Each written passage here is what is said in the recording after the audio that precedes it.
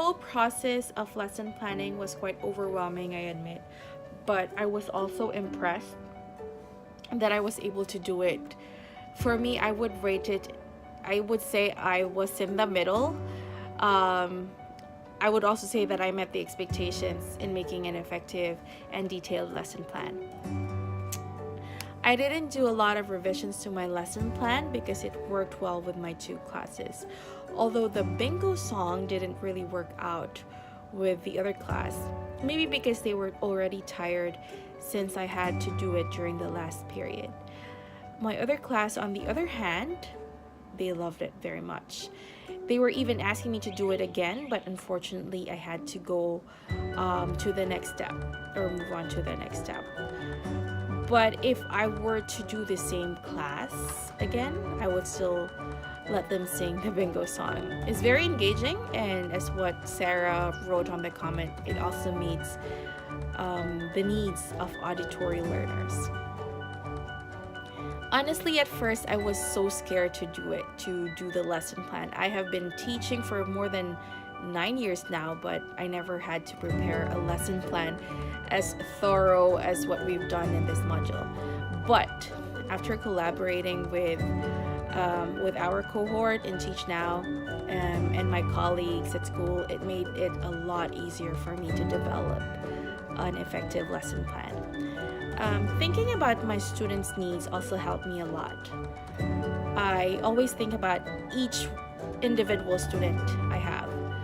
I always think of them when planning a lesson because I always hear some of my local colleagues comparing students who have low grades in English test or who couldn't understand a lesson.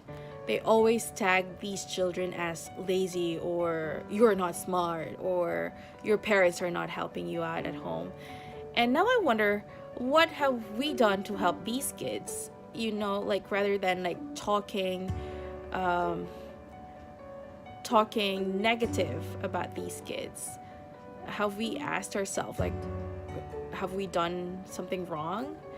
Why are we teachers tagging and comparing these kids rather than think about what we could do or help to improve them academically or socially?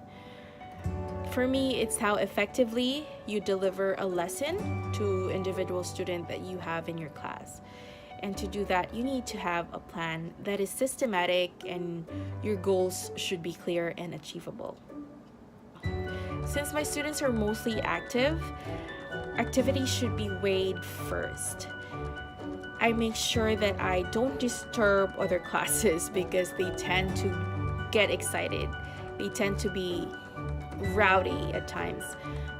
I also have a lot of activities in mind that need bigger space that I don't have, that could accommodate 25 students running around. But since our classroom is too small for that, I had to change some of the activities, or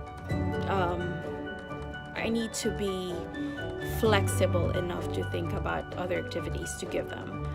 Other than that, I think everything worked well as planned. So anyway, the planning process helped me a lot, especially on what strategies to use in each activity to have smooth transitions.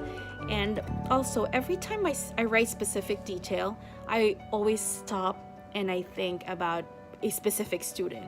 Like, will Carol understand this? Or will Kevin follow the instructions? Because if not, I should differentiate it. I need to differentiate this part. But I know differentiation and scaffolding is vital. It's very vital, especially for my students. They're all EAL students. But since we only have 35 minutes for each class, I also have to think about the pacing. So I need to think which activities will help all individual students. What I love about planning is you predict what is going to happen, and if it doesn't work as planned, I always have my plan B to Z handy.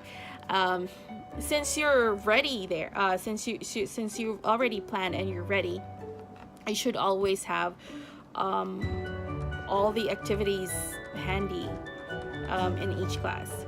And since I know my students pretty well already, I always think about each one of them whenever I plan.